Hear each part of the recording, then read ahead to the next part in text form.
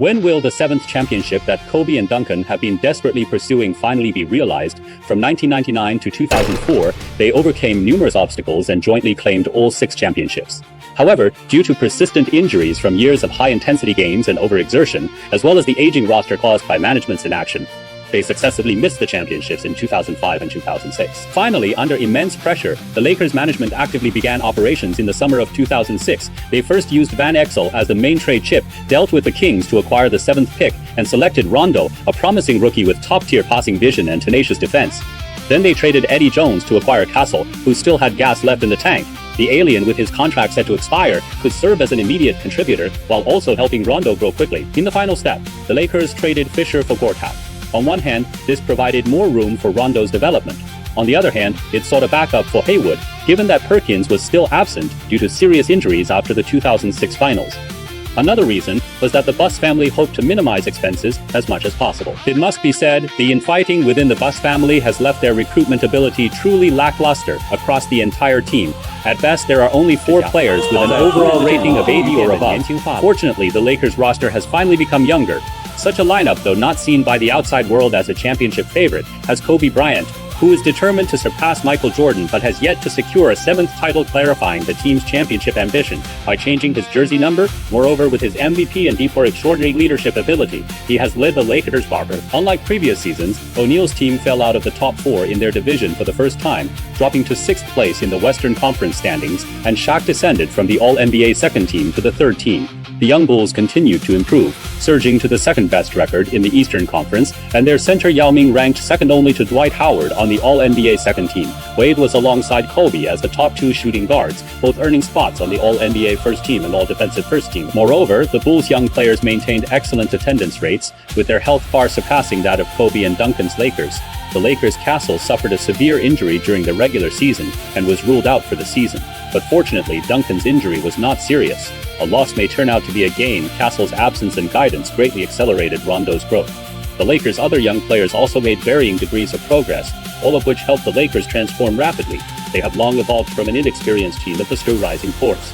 In the first round, even without Duncan, the Lakers still defeated the Rockets 3-1, with Duncan making a triumphant return in the second round. The major powerhouses from the East and West converged once again. The Lakers' opponent was the Western upstart Jazz, who boasted a roster of Bibby, Crawford, Anthony, Weber, Okafor, and Jay Williams, a team not to be underestimated. However, the Lakers at this point were unstoppable, with their health, game experience, and toughness in tough battles, reaching the strongest form in nearly 3 years. So, not surprisingly, the Jazz exited meekly without even a single win. Compared to their still promising future, the veteran powerhouse Nuggets are truly regrettable. T-Mac nearly burned himself out over the 6-game battle, but unfortunately, Shaq seems unable to recapture his former glory, making his championship dream increasingly out of reach. In the Western Conference Finals, the Lakers faced the 2015 championship team, the Timberwolves. As the saying goes, when 2 warriors meet on a narrow path, the braver one wins. After Duncan ruthlessly delivered a huge block to Marion, Rondo, like a reckless rookie, immediately began his show. Making his debut on the Western Conference stage, he showed no stage fright, whether challenging the Timberwolves' big center's shot block or facing Marion's closing defense. He played with exceptional decisiveness, truly worthy of being Castle's prototype. Facing Marbury, Kobe had a clear mismatch advantage, using his height and weight to execute offense with ease.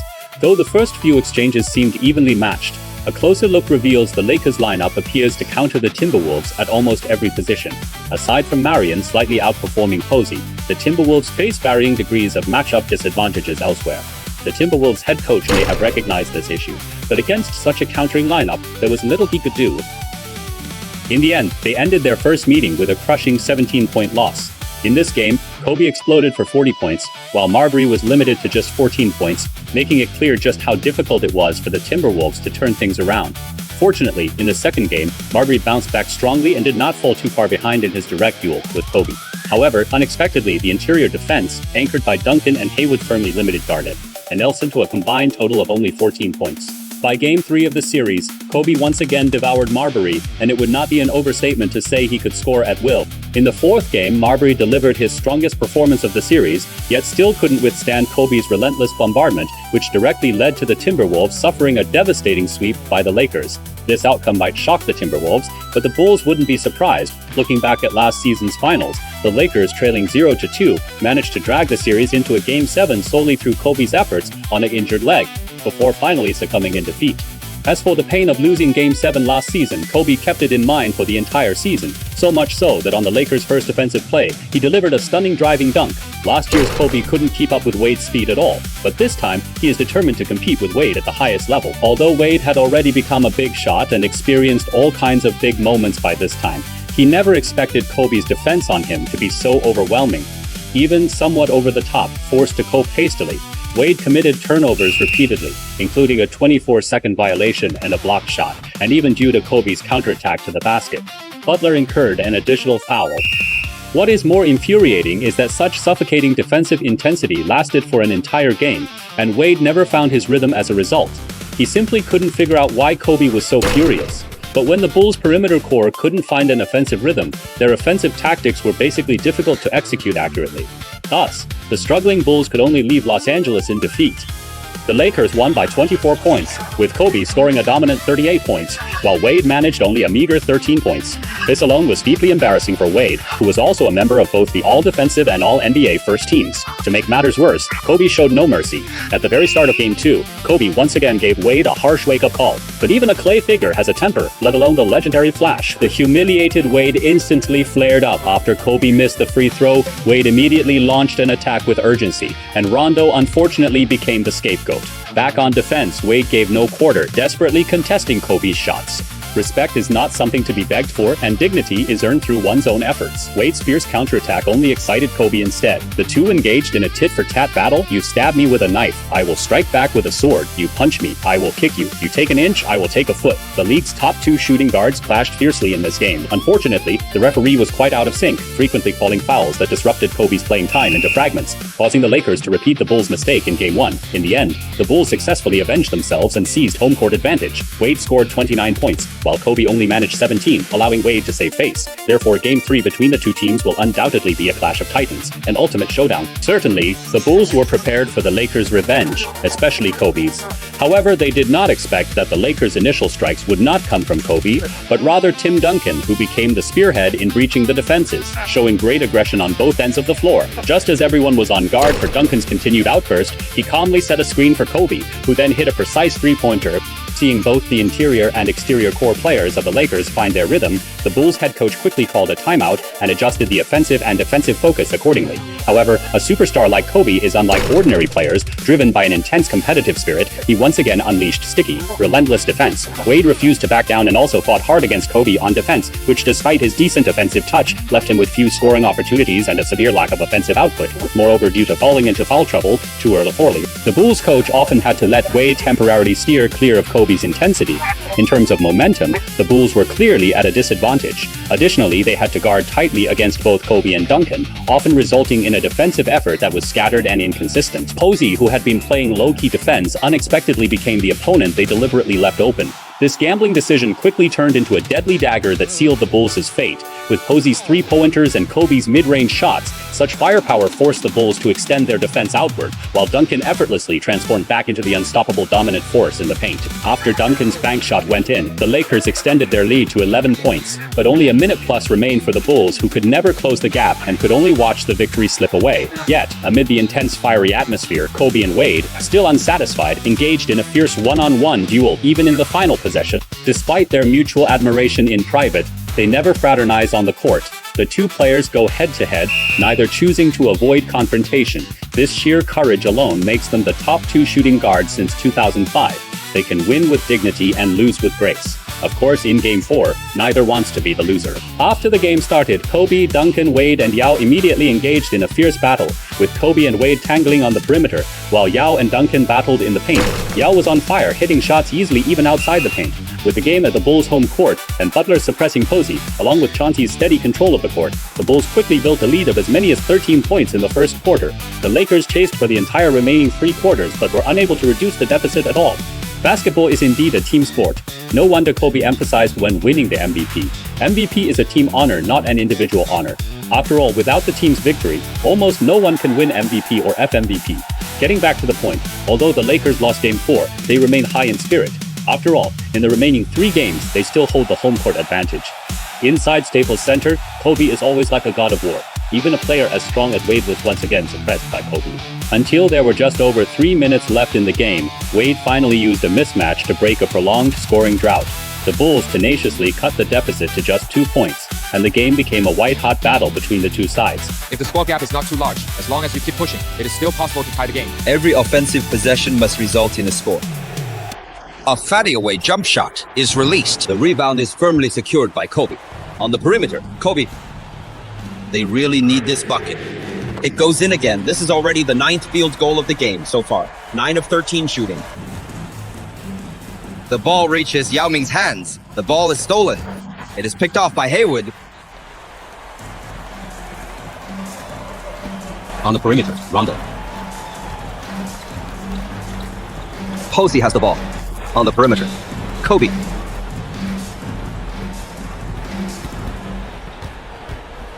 Now Rondo is in possession. He dishes it. The ball goes to Bryant. Nice play. An assist by Rondo. After Kobe hit a long-range mid-range shot, the Lakers extended their lead to a full 7-point margin, the largest of the game at that point. The Lakers seemed firmly in control, but just as the Bulls were teetering on the brink, Chauncey suddenly stepped up and launched a fierce offensive. With Yao Ming protecting the rim and Chauncey leading the attack, the Bulls cut the deficit to just 2 points in only 2 possessions, forcing their way back into the game and reigniting the suspense.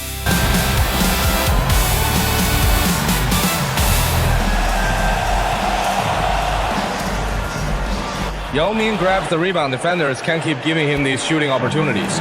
He is not going to miss those often. Wade on the right side gets the ball stolen by Rondo. Kobe tightly followed by Wade.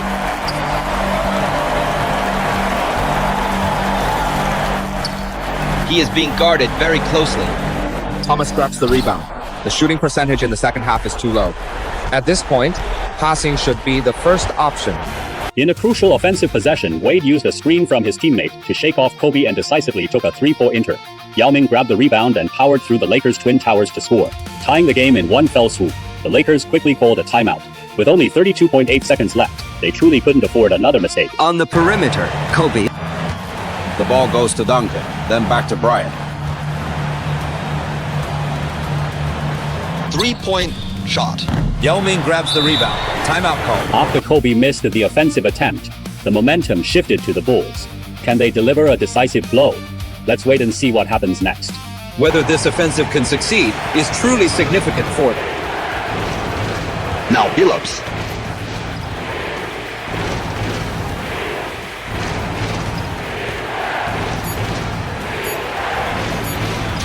Here is Wade. Yes, with 1.3 to go. In the fourth quarter, the rookie Dwayne Wade. Wade was suppressed by Kobe for most of the game, but completed his ultimate redemption in the final moments. With his buzzer-beating game winner, all the statistical numbers faded into insignificance. The Bulls were just one victory away from successfully defending their title, while the Lakers were pushed completely to the edge of the cliff. With no room to retreat, Kobe was utterly enraged. In Game 6, he was even more extreme than in Game 1 of the finals. He had no intention of giving Wade a chance to build rhythm, either clinging to him, bodying him, or closing out to disrupt. He himself attacked relentlessly, creating fouls when his shot wasn't falling. The Bulls were slow to find an offensive rhythm, and with over half of the first quarter gone, their score still stood at a mere 3 points. Such a slump lasted almost the entire game. With just over a minute left, their score had barely reached 75 points. Even when the game was already out of suspense, Kobe never let up even a bit in his tight defense on Wade, nor did he relax even a little in his desire and pursuit for the championship. The winner-take-all Game 7 will undoubtedly serve as the ultimate stage for the Lakers and Bulls, as well as Kobe and Wade, to determine the victor. However, everyone underestimated Kobe's championship heart. After 3 full years of enduring hardships, he understands the difficulty of winning a title better than anyone. 4 years ago, he stood in the same position, with Van Exel, Jones, and DeBack alongside him, and Duncan. Back then, the championship seemed like a natural gift. He didn't even have time to savor it before hastily accepting another championship offering. But at this moment, his breathing was faster and heavier than ever before.